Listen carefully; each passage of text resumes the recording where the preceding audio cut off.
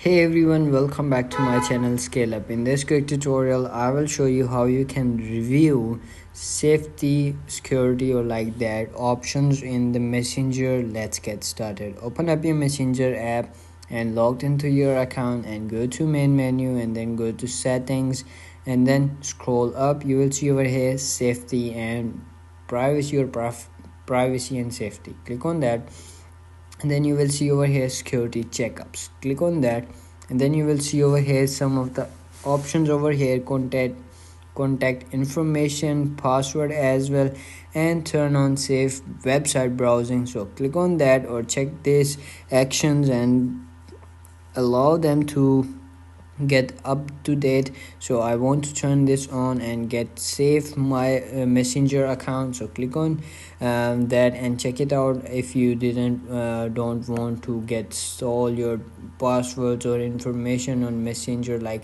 when someone sends you a message and when you click on that and you get scammed. So to save from that messages, check it out all the checkups or security checkups over here and then click on done, and then now your account is secured from every single scam on messenger.